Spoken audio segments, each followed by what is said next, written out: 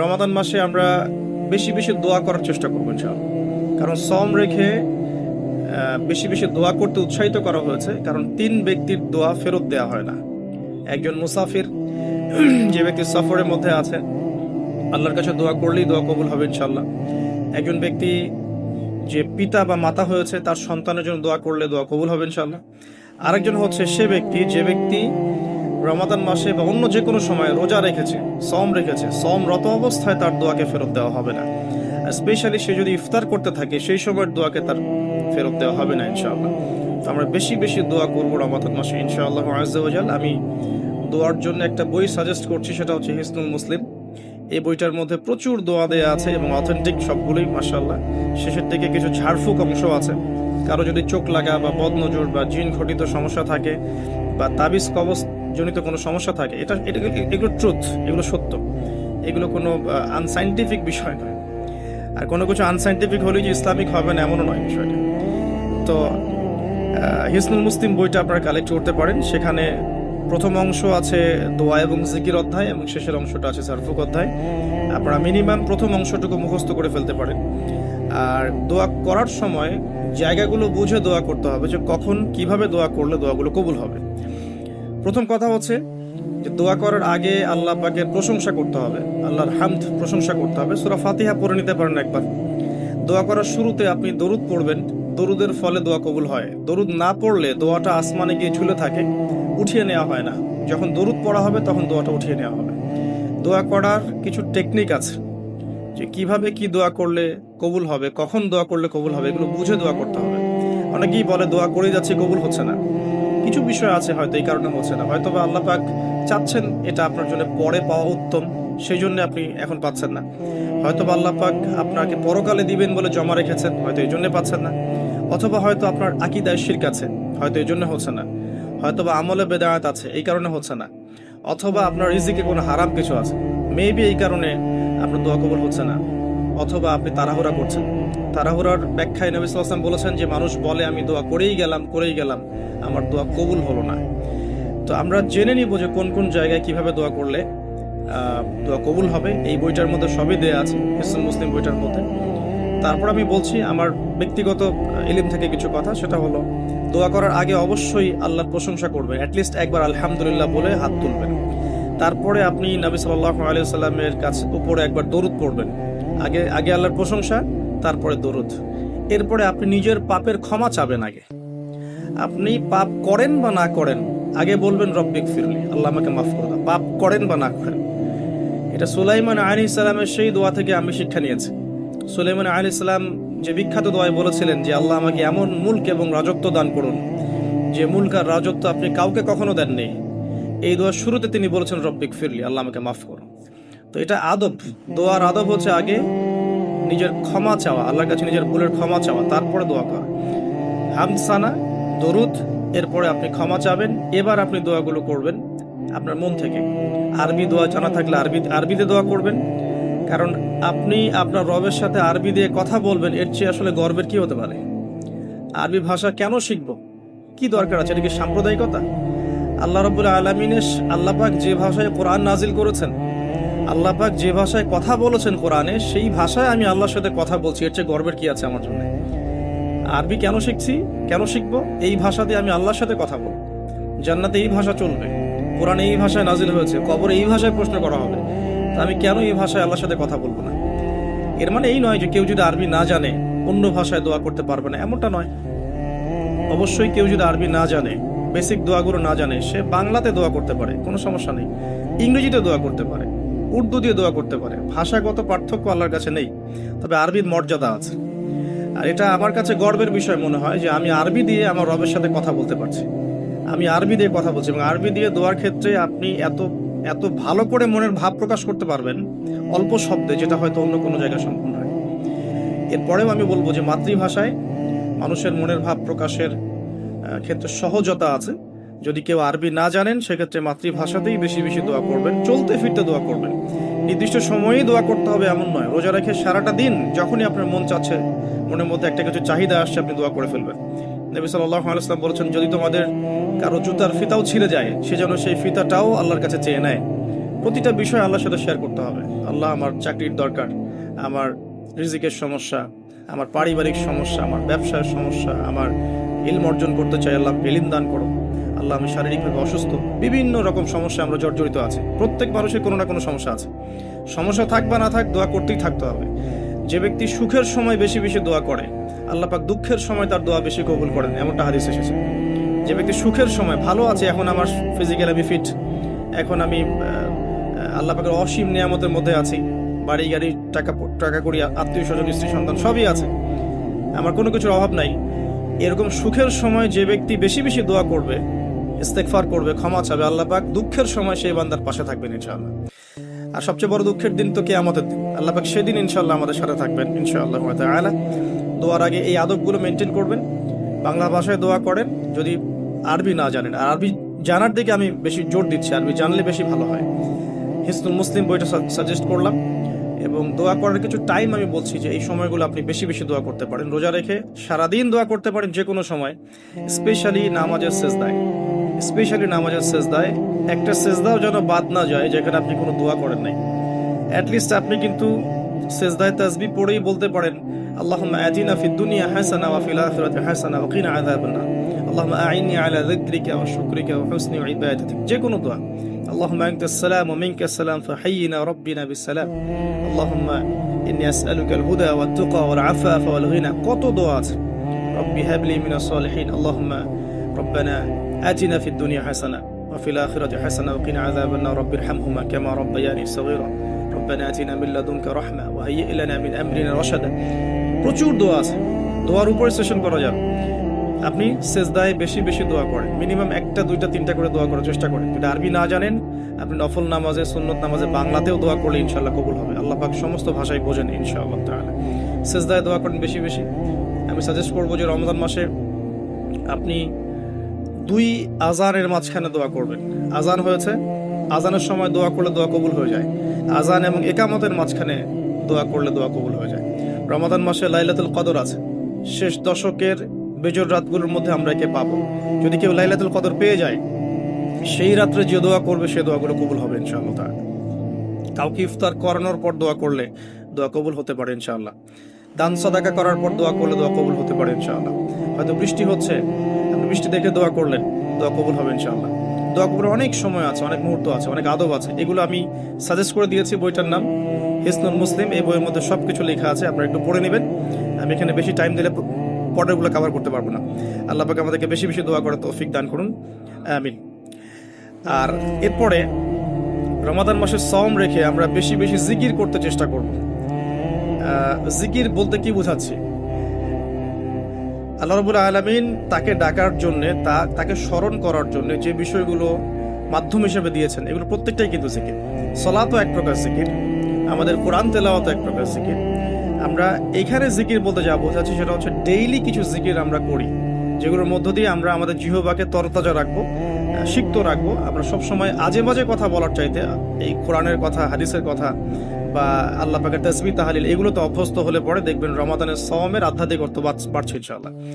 এটা আপনি প্রমাণিত যে আপনি 1টা ঘন্টা অহেতুক কথাবার্তা বলেন কারোর সাথে, আপনার মনের নূরগুলো নষ্ট হয়ে যাবে। এবং আপনি 1টা ঘন্টা চুপ করে থাকেন, দেখবেন চুপ করে থাকার ফলে আপনার মধ্যে অনেক চিন্তা আল্লাহর পক্ষ থেকে ইনস্টল হচ্ছে। ভালো চিন্তাও আসে, আর শয়তানের পক্ষ থেকে খারাপ চিন্তাও আসতে পারে চুপ করে থাকলে। আর যদি আপনি বেশি বেশি জিকির করতে থাকেন, ফর এক্সাম্পল 100 বার সুবহানাল্লাহ, ফর এক্সাম্পল আলহামদুলিল্লাহ, আল্লাহু আকবার, লা হাওলা ওয়ালা কুওয়াতা ইল্লা বিল্লাহ, আস্তাগফিরুল্লাহ ওয়া আতুবু ইলাইহি, হাসবিয়াল্লাহ ওয়া নি'মাল ওয়াকিল। আপনি বলছেন লা ইলাহা ইল্লাল্লাহ অথবা লা ইলাহা ইল্লাল্লাহ ওয়াহদাহু লা শারীকা লাহু, লাহুল মুলকু ওয়া লাহুল হামদু ওয়া হুয়া আলা কুল্লি শাইইন কাদির, সুবহানাল্লাহি ওয়া বিহামদিহি, সুবহানাল্লাহিল আযীম অথবা সুবহানাল্লাহিল আযীম ওয়া বিহামদিহি। এরকম প্রচুর জিকির দেয়া আছে, কিন্তু এই বইয়ের মধ্যে দেয়া আছে।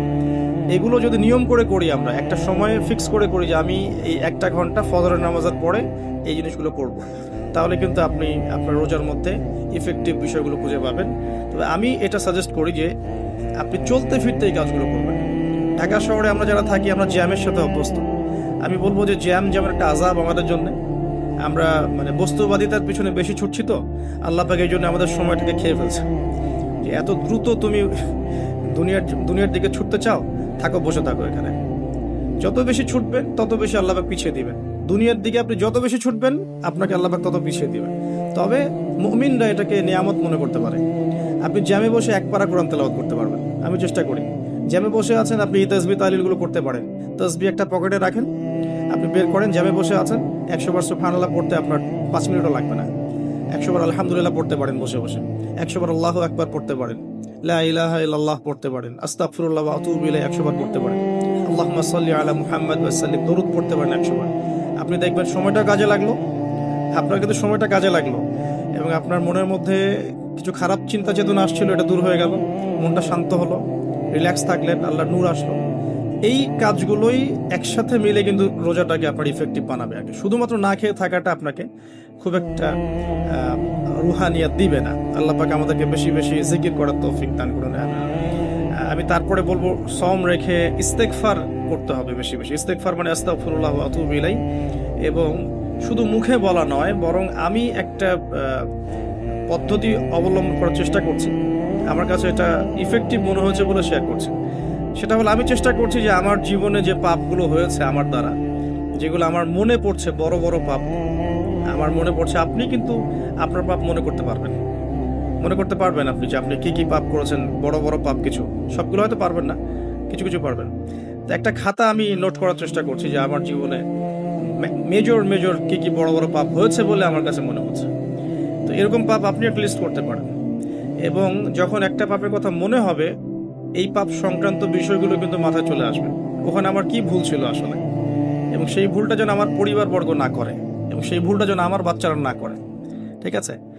তো আমরা মিউজিক শুনেছি, লিখেছি যে হ্যাঁ মিউজিক শুনেছি, হয়তো বসে বসে খেলা দেখেছি তো এগুলো কাজ করেছে। রাস্তাঘাটে চলতে ফিরতে আমাদের নজর এদিক ওদিকে চলে যায়, গিয়েছে। এমন কেউ নাই এখন এই বিশ্বে বসবাস করে যারা কখনো অনলাইনে ঢুকে একটা মেয়ের নগ্ন ছবি চোখে পড়েনি। এমনটা হয়েছে। আমরা কিন্তু নোট আউট করতেই পারি আমাদের পাপগুলো কি কি হয়েছে।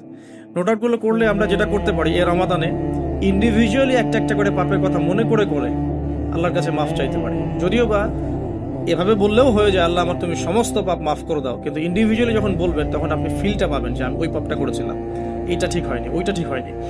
তখন ইনশাআল্লাহ তাআলা ইস্তেগফারটা পারফেক্ট হবে। ইস্তেগফারের ভিতরে একটা প্রাণ আসবে, শুধু মুখে বলবো না যে আস্তাগফিরুল্লাহ ওয়া আতুবু ইলাইহি। তো আমি এটা চেষ্টা করছি লিখে ফেলার জন্য। তো এখানে দুটো বিষয় আসবে, একটা হচ্ছে আমার কিছু আল্লাহর সাথে জড়িত পাপ, আল্লাহর সাথে জড়িত পাপগুলো কিন্তু মাফ পাওয়া খুব সহজ। মুখলেস ভাবে তওবা করলেই আল্লাহ পাক মাফ করে দিবেন ইনশাআল্লাহ। এবং আল্লাহ রাব্বুল আলামিন এমনও বলেছেন যে আমি এই পাপগুলোকে নেকি দিয়ে পরিবর্তন করে দেব, এটা আল্লাহ পাক বলেছেন। আরেকটা বিষয় আছে, আল্লাহ পাকের কিছু হক নষ্ট করেছি, যেমন নামাজ, হয়তো একটা সময় নামাজ পড়ি নাই, একটা সময় রোজা রাখি নাই, একটা সময় দেখা গেছে কেউ যাকাত দেয় নাই, ইত্যাদি। এগুলোর জন্য দুটো অপশন, এখানেও দুটো অপশন। কিছু কিছু আলেম বলেছেন যে এর জন্য খালেস তওবাই যথেষ্ট, এর কাফফারার দরকার নাই। আবার কিছু কিছু আলেম বলেছেন যে নামাজ যতগুলো কাজা হয়ে গেছে এগুলোকে হিসেব করে কাজা আদায় করে দেয়া। এরকম দুটো স্কুল অফ থট কিন্তু আছে, আমি এটা ঘাটাঘাটি করেছি। তবে আমি সবশেষ যার মতটাকে বেশি প্রাধান্য দিয়েছি এই পর্যন্ত, সেটা হচ্ছে আল্লামা তাকি উসমানী দামাত বারকত। তার বইয়ের মধ্যে তাসাউফ আত্মশুদ্ধি বইটার মধ্যে লেখা আছে যে এটা সবচেয়ে বেশি উত্তম হবে যদি কেউ তার জীবনের নামাজ এবং সওম এবং যাকাত এগুলোর হিসেব করে তওবা করার পরে আদায় করে দেওয়ার চেষ্টা করে। এবং ইনশাআল্লাহ আমি সে চেষ্টা করব, আপনারাও সে চেষ্টা করেন, এটা অনুরোধ করবো আর কি। এতে করে উনি এই কথাটা এই জন্য বলেছেন যে একজন মানুষ অমুসলিম ছিল, মুসলিম হয়েছে, তখন না হয় তার সমস্ত গুনাহ মাফ হয়ে যাবে, কিন্তু আমরা মুসলিম ছিলাম, 1 বছর 2 বছর নামাজ পড়েন নাই, এই গুনাহটা কিভাবে মানে কাফফারা না দিলে মাফ হতে পারে? উনার যুক্তি এটা। তো যদিও অনেক আলেম বলেছেন যে তওবা করলে মাফ হয়ে যাবে, আল্লাহ পাক মাফ করে দিবেন, বেশি বেশি নফল নামাজ পড়লে ঘাটতি পূরণ হয়ে যাবে, কিন্তু ফরজের ঘাটতিগুলো ফরজ দিয়ে আদায় করাটা উত্তম হবে বলে আমার মত। আল্লাহ পাক আমাদেরকে সাধ্যমতো করার তৌফিক দান করুন। আরেকটা অপশন আছে, রমজান মাসে উমরা করতে পারেন। রমজান মাসে যদি উমরা করতে পারেন বা সুযোগ হয়, আল্লাহ যদি তৌফিক দান করেন, সেখানে একটা সুবিধা আছে, যেমন মক্কায় 1 ওয়াক্ত নামাজ পড়লে আপনি অনেক ওয়াক্তের নেকি পাচ্ছেন, এবং মদিনাতেও 1 ওয়াক্ত নামাজ পড়লে আপনি 1000 ওয়াক্তের নেকি পাচ্ছেন। তো এখানে কিন্তু ওই কাফফারাটা আদায় হয়ে যাবে ইনশাআল্লাহ। এটা একটা সুযোগ। উমরা করতে যেতে পারেন, আর যদি যান আমাকেও সাথে নিয়ে যায়, আল্লাহ পাক তৌফিক দান করুন। ঠিক আছে। আর আরেকটা বিষয় আছে, পাপের লিস্ট করতে গিয়ে আমি যেটা দেখেছি সেটা হচ্ছে যে কিছু পাপ থাকবে যেগুলো মানুষের সাথে সম্পৃক্ত, এগুলো সবচেয়ে ডেঞ্জারাস।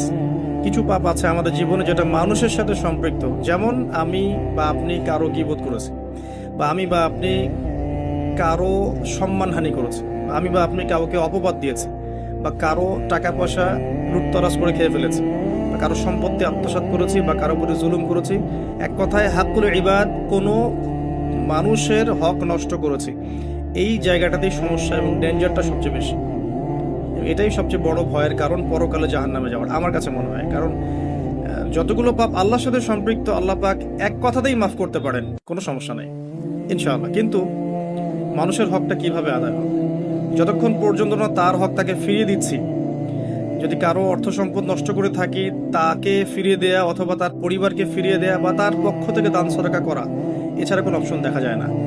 কাউকে গালি দিয়েছি, তার কাছ থেকে ক্ষমা নিয়ে নেওয়া, অথবা তার জন্য দোয়া করা, এছাড়া কোনো অপশন দেখা যায় না। তো আমি একটা দোয়া আপনাকে শিখাই দিচ্ছি ইনশাআল্লাহ। আশা করা যায় এই দোয়ার বরকতে আল্লাহ পাক আপনাকে সুযোগ তৈরি করে দিবেন যাতে করে আপনি তার হক তাকে ফিরাই দিতে পারেন ইনশাআল্লাহ তাআলা। সেটা হলো আল্লাহুম্মা কফিনি বিহালালিকা আন হারামিক ওয়া আগনিনি বিফদলিকা আম্মান সিওয়াক। এই দোয়াটা যে বেশি বেশি করবে ইনশাআল্লাহ তাআলা, আলী রাদিয়াল্লাহু আনহু বলেছেন যে তার যদি পাহাড়ের সমান ঋণ থাকে আল্লাহ পাক সেটাও পরিশোধ করার ব্যবস্থা করবেন ইনশাআল্লাহ। তো এটা ডেঞ্জারাস এই কারণে, যদি এগুলো আমরা দুনিয়াতে মিটিয়ে না যেতে পারি তাহলে পরকালে এই ব্যক্তিরা আমাদের সামনে দাঁড়িয়ে থাকবে। সে আমাকে মিথ্যা অপবাদ দিয়েছে, সে আমার গীবত করেছে, সে আমার টাকা পয়সা নিয়ে দেয়নি, সে আমাকে গালি দিয়েছে, সে আমাকে জুলুম করেছে। এরকম প্রচুর মানুষ কিন্তু আমাদের মাঠে দাঁড়িয়ে থাকবে, এবং অনেক মানুষ আমাদের মাঠে পাহাড়ের সমান নেকি নিয়ে উঠবে। ওঠার পরেও তাদের নেকি থেকে এই মানুষগুলোর হক আদায় করে দেওয়া হবে। যদি হক আদায় করতে গিয়ে নেকি শেষ হয়ে যায় তখন এই মানুষগুলোর যে গুনাহ এটা এই মানুষদের উপর চাপিয়ে দেওয়া হবে। এটা ডেঞ্জারাস। অনেক অনেক নেকির কাজ করেও পরকালে মিসকিন হওয়াটা নিতান্তই হতভাগ্য। আমরা চাই না আল্লাহ পাক এই কাতারে আমাদের অন্তর্ভুক্ত করুন না। একটু চিন্তা করে দেখেন, কেউ যদি কাউকে রেপ করে তাহলে সে কত বড় সম্মানের ঋণগ্রস্ত হয়ে গেল, যেটা কখনো তার পক্ষে শোধ করা সম্ভব না। এই জিনিসটা যদি মাথায় থাকে, এই হাদিসটা যদি মাথায় থাকে যে কিয়ামতের মাঠে সবচেয়ে বড় মিসকিন তারা যারা অন্যের কাছে দায়বদ্ধ থাকবে, নামাজ রোজা হজ জাকাত সমস্ত নেকি নিয়ে ওঠার পরেও কারো হক নষ্ট করার দায়ে সে জাহান্নামে চলে যাবে ওদের গুনার ভার নিয়ে। এই জিনিসটা সবচেয়ে ডেঞ্জারাস। এই কারণেই আসলে কম কথা বলা উচিত, এবং কম মানুষের সাথে মেশা উচিত, এবং মুখ বন্ধ রাখাই ভালো। বেশি না বলা, বেশি কিছু ভাবতে না যাওয়া, বেশি গেজ না করা। এবং অনলাইন এমন একটা প্ল্যাটফর্ম যেটা আমাদের এই সুযোগটা বাড়িয়ে দিয়েছে যাতে করে আমরা নির্দ্বিধায় একে অপরের গীবত সমালোচনাকে একটা ট্রেডিশন মনে করছি, বাট এগুলোর বড় শাস্তি আমাদের জন্য অপেক্ষা করছে। আল্লাহ পাক এগুলো থেকে আমাদেরকে হেফাজত করুন, আমিন। মানুষের সাথে জড়িত পাপ থেকে আল্লাহ পাক আমাদেরকে বাঁচাক। আর যদি সম্ভব হয় রমজান মাসে আমভাবে ক্ষমা চেয়ে নেওয়া উচিত। যেমন পরিবারবর্গকে ডেকে বলা যেতে পারে যে আমার দ্বারা যদি তোমাদের কোনো হক নষ্ট হয়ে থাকে তো তোমরা আমাকে মাফ করে দিও, ঠিক আছে। যদি একজন রাষ্ট্রের নেতা হয়ে থাকে তার বলা উচিত সবার সামনে যে আমি আমার দায়িত্ব পালন করার চেষ্টা করেছি আমার সাধ্যমতো। যদি আমার দায়িত্ব পালনে কোনো রকম হক নষ্ট হয়ে থাকে তোমাদের কারো, আমার উপর কোনো অভিযোগ থেকে থাকে, আমাকে মাফ করে দিও। আমভাবে ক্ষমা চেয়ে নেওয়াটা ভালো হবে রমাদান মাস। কারণ এই মাস, ওই যে আমি একটা হাদিস বলছি, সেই ব্যক্তি হতভাগা যে ব্যক্তি এই মাস পেয়েছে কিন্তু নিজের গোনাহ মাফ করাতে পারলো না। আমার গোনাহ তো আমি আল্লাহর কাছে মাফ করালাম, কিন্তু মানুষের সাথে জড়িত হকটা কিভাবে মাফ করাবো, এই বিষয়টা বুঝতে হবে। আল্লাহ পাক আমাদেরকে ইস্তেগফার করার তৌফিক দান করুন রমজান মাসে, আমিন। এবং অন্যের হক পরিশোধ করে দেওয়ার তৌফিক দান করুন, আমিন। রমাদান মাসে ইফেক্টিভ রমাদানের জন্য নেক্সট টাইমে লিখেছে জাকাত, যে রমাদান মাসে যাদের জাকাত ফরজ হয়েছে জাকাতগুলোকে অবশ্যই দিয়ে দিবেন। আল্লাহ পাক তৌফিক দান করুন। এবং আমি বারবার একটা বিষয় টাচ দিয়েছি যে জাকাত ইসলামিক অর্থনীতির বেস, ইসলামিক ইকোনমিক্সের ভিত্তি হচ্ছে জাকাত কেন্দ্রিক। আপনারা আল্লামা তাকি উসমানীর ইসলামিক ইকোনমিক্স সিরিজটা পড়তে পারেন। এখানে জাকাত সংক্রান্ত আলাদা কিতাবে আলাদা অধ্যায় রচনা করা আছে, কিভাবে জাকাত ইসলামিক মার্কেটের মধ্যে, অর্থনীতির মধ্যে টাকাকে সার্কুলেট করতে থাকে, এবং কিভাবে ইসলামিক অর্থ ব্যবস্থা জাকাত কেন্দ্রিক সমাজের সাম্য নিয়ে আসে। এটা তিনি চমৎকারভাবে ব্যাখ্যা করেছেন। আমি এখানে বেশি সময় দিতে পারছি না আজকে। তো আমরা নিসাবটা সবাই তো জানি, 2.5%। যাদের আগের জাকাত দেওয়া হয়নি সেগুলো হিসাব করতে পারেন। 1 বছর যদি ঘুরে যায় আপনার 2.5% জাকাত আসবে। যদি শস্য থাকে আপনার ওসর আসবে, শস্য ফসলের জমিতে ওসর আসবে। এছাড়াও একটা দান আসবে স্পেশাল, সেটা হচ্ছে সাদাকাতুল ফিতর, যেটা আপনারা ঈদের আগের রাতে দিয়ে থাকেন বা ঈদের পরেও অনেকে দিয়ে থাকেন। তো এটাও একসাথে কালেক্ট করে দেওয়া যায়। একটা সামাজিক সংগঠনের উদ্যোগেও হতে পারে, রাষ্ট্রের উদ্যোগেও হতে পারে, মসজিদের উদ্যোগও হতে পারে, মাদ্রাসার উদ্যোগও হতে পারে। এটাকে কালেক্ট করে এটাকে সুন্দর করে খাতে বিতরণ করাটা বেশি ভালো হবে। আল্লাহ পাক আমাদেরকে তৌফিক দান করুন, আমিন। আরেকটা পয়েন্ট লিখেছি, বেশি বেশি নফল দান সদকা করা। রমাদান মাসে বেশি বেশি করে নফল দান সদকা করার চেষ্টা করা যেতে পারে। আমরা একটা রেস্টুরেন্টে বসলেই কিন্তু 400-500 টাকা বিল তুলে ফেলি। হ্যাঁ, আমরা তো এমনও চা খেয়েছি যে চায়ের দাম 220 টাকা। এটা ঢাকাতেই পাওয়া যায় এয়ারপোর্টে, স্পেশাল চা 220 টাকা আর কি। মানে কখনো কখনো এমনও হয়, এমনও ডাকাতি হয় যে আমি এটাকে এভাবে ব্যাখ্যা করতে পারি যে ধরেন একজন মানুষ প্রচণ্ড ক্ষুধার্ত, এত বেশি ক্ষুধার্ত যে তাকে আপনি যা দিবেন তাই খেয়ে ফেলবে। একজন ব্যক্তি 7 দিন কিছুই খায়নি, সে কোনো অন্যের সংস্থান তার ছিল না, 7 দিন কিছুই খায়নি, সে প্রচণ্ড ক্ষুধার্ত। এখন আমি তার সামনে 1 প্লেট ভাত নিয়ে গিয়ে বলছি যে এই 1 প্লেট ভাতের দাম হচ্ছে 3000 টাকা, তুই খাইলে খা, না খাইলে যা। এখন আপনি বলেন, যে ব্যক্তি এভাবে তার রিজিক অন্বেষণ করছে, এর রিজিক কি হালাল না হারাম? এগুলোই চলছে। আপনি এখন 1 প্লেট ভাত খেতে যান, এখন 1 প্লেট ভাতের দাম 10 টাকা। কিন্তু যখন আপনার প্রচন্ড ক্ষুধা লেগেছে, এখন খেতেই হবে আপনাকে, এখন এই ভাতের প্লেটের দাম 1000 টাকা। খেলে খান, না খেলে যান। যদি না খান আপনি, তাহলে এটা আমি অন্য কাউকে খাওয়াবো যার 1000 টাকা না, বরং 4000 টাকা দিয়ে খাওয়ার সামর্থ্য আছে। এগুলোই চলছে, কোটটাই পুরো ডাকাতি। আল্লাহ পাক এইসব ডাকাতদেরকে হেদায়েত করুন, অথবা এদেরকে তাদের পাপের শাস্তি প্রদান করুন। এরপরে আমি বলবো যে বিষয়টা, সেটা হলো যে রমাদান মাসে কিছু প্রজেক্ট করেন আপনারা যাদের সামর্থ্য আছে। ইফেক্টিভ রমাদানের জন্য কিছু প্রজেক্ট করতে পারেন, যেমন ইফতার প্রজেক্ট। যেমন আপনারা অনেকেই সামর্থ্যবান আছেন, অনেকের অনলাইন সেকশনে হয়তো পেজ আছে, গ্রুপ আছে। আমি জাস্ট পরামর্শ দিতে পারি, আপনারা কাজ করতে পারেন। যে যার জায়গা থেকে একটা ফ্যামিলির 1 মাসের ইফতারে কত টাকা যেতে পারে, হয়তো 2000, 2500, 3000, এতটুকু টাকা যাবে। আমরা কিন্তু চেষ্টা করলেই পারি যে এই রমাদানে আমি 100টা পরিবারের দায়িত্ব নিব। 100টা পরিবারের জন্য যে টাকাগুলোর প্রয়োজন সেটা আমি অনলাইনের মাধ্যমে মানুষের কাছ থেকে কালেক্ট করতে পারি, অফলাইনেও করতে পারি, করে ইফতার প্যাকেজ রেডি করতে পারি, করে 100টা পরিবারকে পৌঁছে দিতে পারি। এতে করে যেটা হবে, আপনি অন্যকে ইফতার করাচ্ছেন, অন্যের ইফতার করানোর ফলে ওই রোজার নেকিটা কিন্তু আপনি পাচ্ছেন। এটা কিন্তু হাদিস, যে কেউ যদি কাউকে ইফতার করায়, ওই ইফতার করানোর নেকিটা, ওই রোজার নেকিটা আপনি কিন্তু পেয়ে যাবেন। আপনাকে এক্সট্রা দেওয়া হবে, আল্লাহ পাক তার নেকি থেকে আপনাকে দিবেন না, এক্সট্রা একটা রোজার নেকি আপনি পাবেন ইনশাআল্লাহ। তো রমাজানের সাদাকা প্রজেক্ট করতে পারেন এবং ঈদের প্রজেক্টও করতে পারেন। ঈদের সামগ্রী অনেক মানুষের কেনার সামর্থ্য নাই, অনেক মানুষের নাই। আপনি ঈদের সময় ঈদের খুশি একটা প্রজেক্ট করতে পারেন।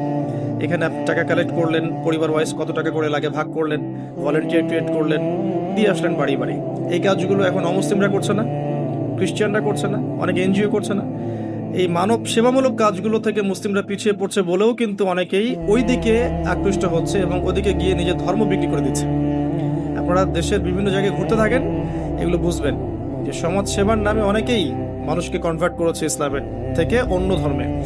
সো আমাদের উচিত বেশি বেশি সোশ্যাল ওয়ার্ক করা, গাছ লাগানো, বেশি বেশি উচিত রক্তদান কর্মসূচি করা, সোশ্যাল কাজ করা, এতিমদের জন্য কোনো প্রজেক্ট করা, বিধবাদের জন্য কোনো প্রজেক্ট করা, মেয়েদের জন্য কোনো সেলাই মেশিনের প্রজেক্ট করা, কর্মসংস্থানের প্রজেক্ট করা।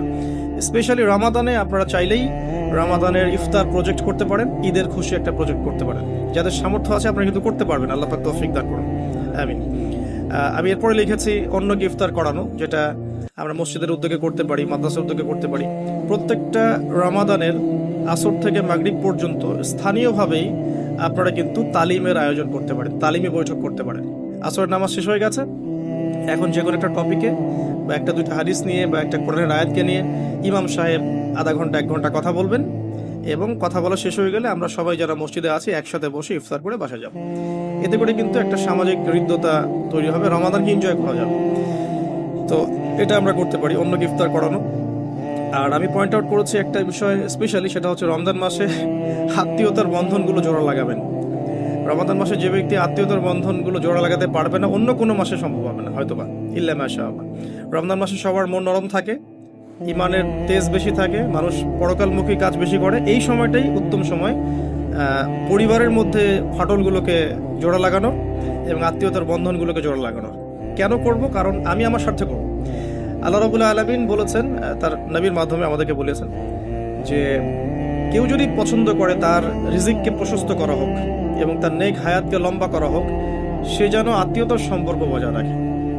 আমি আবার বলছি, কেউ যদি পছন্দ করে, কেউ যদি চায় যে আমার রিজিকটা প্রশস্ত হোক এবং আমাকে আল্লাহ পাক লম্বা নেক হায়াত দান করুক, কেউ যদি এটা চায়, সে যেন আত্মীয়তার সম্পর্কটা বজায় রাখে।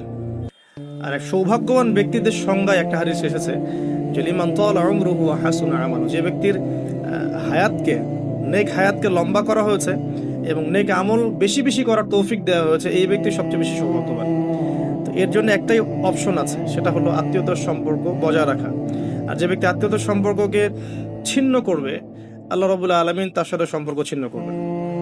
আত্মীয়তার সম্পর্ক ছিন্নকারী কিন্তু জান্নাতে যাবে না। আর আমাদের এই সোকল্ড মডার্ন ওয়ার্ল্ডের মধ্যে আমরা এটা খুব বেশি দেখি যে আত্মীয়তার বন্ধনগুলো কিন্তু ভেঙে যাচ্ছে। আমাদের ঢাকাতে প্রতি 24 ঘন্টায় 42টা ডিভোর্সের ঘটনা ঘটে, এটা আমি পড়াশোনা করেছি।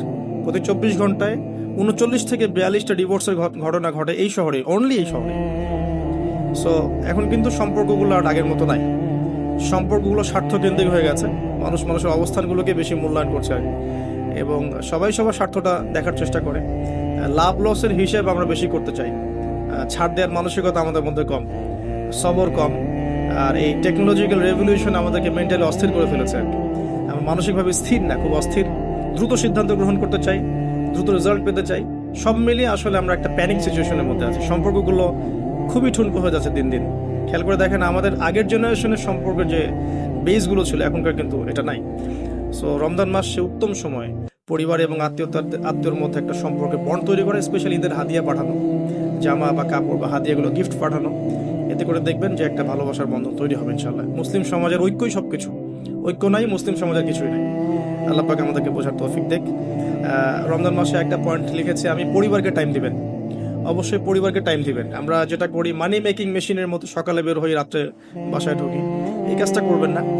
দুনিয়ার ব্যস্ততাকে কমিয়ে আনুন, যতটুকু রিজিকে আপনার হয়ে যায় অতটুকুতে সন্তুষ্ট থাকুন। পরিবারকে টাইম দেন, স্ত্রীকে সময় দেন, মাকে সময় দেন, বাবাকে সময় দেন, স্পেশালি বাসার ছোটদেরকে সময় দেন, বাচ্চাদেরকে সময় দেন, ছোট ভাই বোনদেরকে সময় দেন। তাদেরকে রমজানের রোজা রাখতে উৎসাহিত করেন। নিষেধ করবেন না যে না খেয়ে থাকলে অসুস্থ হয়ে যাবে, এমন হবে না। ওরা এনজয় করবে। দেখবেন ছোট্ট মেয়ে, তাকে বলবেন যে তুমি দুপুর পর্যন্ত না খেয়ে থাকো, তোমার একটা রোজা হবে। অ্যাটলিস্ট ও শিখলো যে কি হলো, আজকে কয়টা রোজা করেছে, আজকে 3টা করেছে, মানে 3বার ভাত খাইছে সে, তাহলে 3টা রোজা হয়েছে আজকে। দেখবেন ও পরের বছর ঠিকই একটা রোজা রেখে ফেলছে। আমরা যখন 5 বছর 7 বছর বয়স, তখনও কিন্তু আমরা রোজা রেখেছি। আমাদেরকে উৎসাহ দেওয়া হতো যে একটা রোজা রাখলে তোমাকে 500 টাকা দেওয়া হবে। 500 টাকা তখন অনেক কিছু, 500 টাকা অনেক কিছু। তোমাকে একটা রোজা রাখলে তোমাকে একটা খরগোশ কিনে দেওয়া হবে, এরকম আমাদেরকে অফার দেওয়া হতো। তোমাকে একটা কিছু ওই যে ছোট ছোট পাখি আছে, এই পাখিগুলো কিনে দেওয়া হবে যে রোজা থাকো। তো ছোটদেরকে উৎসাহিত করা উচিত। ছোটদেরকে আমরা উৎসাহিত করব, ডিসকারেজ করব না। ওরা পারবে ইনশাআল্লাহ, ওদের মধ্যেও সেই ক্ষমতা আছে। আস্তে আস্তে আস্তে দেখবেন যে ওরা করতে করতে শিখে ফেলবে ইনশাআল্লাহ। ছোটদেরকে রমজান মাসে আপনি হাতে করে হাত ধরে নিয়ে যাবেন মসজিদে, জামাতে নামাজ পড়ানোর জন্য নিয়ে যাবেন, 2-1 বার হলো তারাবিতে নিয়ে যাবেন। ওরা খেলুক সেখানে, ওরা ওখানে গিয়ে দুষ্টামি করুক, কোনো সমস্যা নাই। আমরা খুব ধমক দিই ওদেরকে, তাড়িয়ে দিই। এই কাজটা টোটালি একটা বাজে কাজ।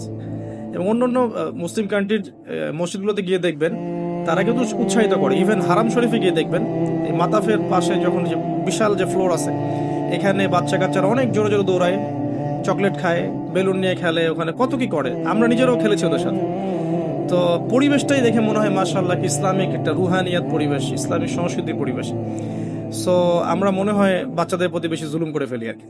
বাচ্চাদেরকে এত ধমক দেওয়া যাবে না, ওদেরকে সময় দিতে হবে, ওদেরকে রোজা রাখতে উৎসাহিত করা উচিত, গিফট দেওয়া উচিত, এবং ওদেরকে বোঝানো উচিত যে এগুলো আমরা করছি আল্লাহর জন্যে, আল্লাহকে চিনতে শেখানো উচিত। আমি লুকমান হাকিমের প্যারেন্টিং নিয়ে একটা লেকচার দিয়েছিলাম, ওখানে আপনারা দেখতে পারেন যে লুকমান আলাইহিস সালাম কিভাবে তার সন্তানকে উপদেশ দিচ্ছেন।